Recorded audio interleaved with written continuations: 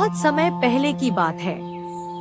माधवपुर नामक गांव में एक गरीब किसान अपनी बूढ़ी अम्मा के साथ रहा करता था। उसके पास एक छोटी सी जमीन थी जो कि बंजर हो चुकी थी। फिर भी वह दिन रात उस पर मेहनत करता था। मोहन बहुत ही मेहनती और ईमानदार था। वह एक आत्मविश्वास से भरा हुआ व्यक्ति था जिसे न हालातों से डर लगता था न ही लोगों की बातों से। हर दिन सूरज उगने से पहले ही वह उसी आत्मविश्वास के साथ उठता और अपने खेत की ओर बढ़ता जहां सिर्फ बंजर जमीन थी, लेकिन उसके सपनों की हरियाली छिपी हुई थी।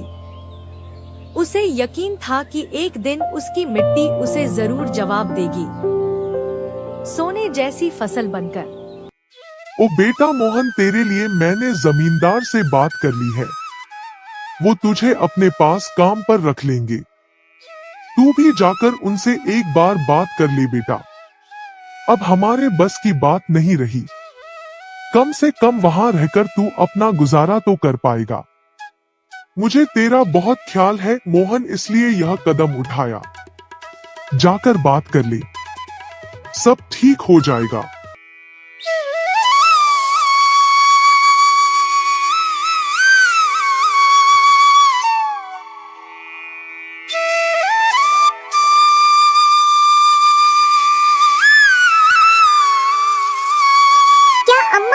क्यों बात की वहाँ? मैं नहीं जाऊंगा। हमारा खुद का खेत है तो मैं दूसरों के पास क्यों काम करने जाऊं? मैं गरीब सही मगर खुददार हूँ।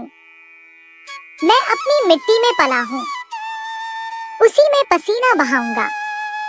चाहे जितनी भी मुश्किल हो अम्मा, मैं अपनी ही जमीन पर मेहनत करूंगा।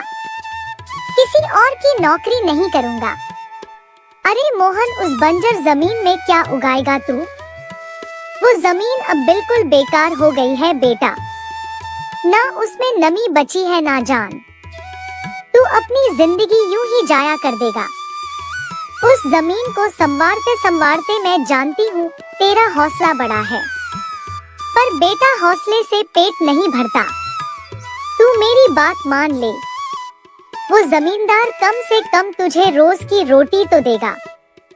अपनी जिद छोड़ दे बेटा।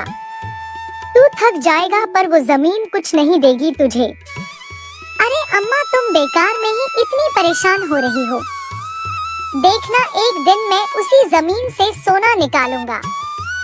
यह जमीन ही हमारी सबसे बड़ी ताकत बनेगी। मोहन खेत में काम कर ही रहा था कि तभी वहाँ पर एक आदमी आकर बोला, अरे मोहन भैया, आपको भी मानना पड़ेगा। आप फिर से इस बंजर जमीन पर मेहनत कर रहे हैं। अरे मंगेश भैया, अब क्या करें? जमीन हमसे ज्यादा मेहनत करवा रही है, पर क्या करें? धरती तो माँ समान होती है, जैसा वह चाहे वैसा ही करना पड़ता है।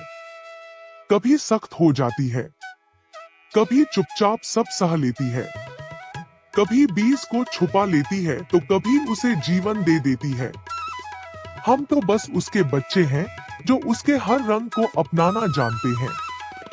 थक तो जाते हैं भैया, पर जब मिट्टी की खुशबू आती है ना तो सारी थकान उतर जाती है।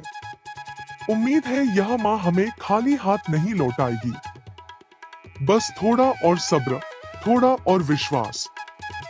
आप जैसा मूर्ख तो मैंने आज तक नहीं देखा भैया। क्या सोचते हो आप?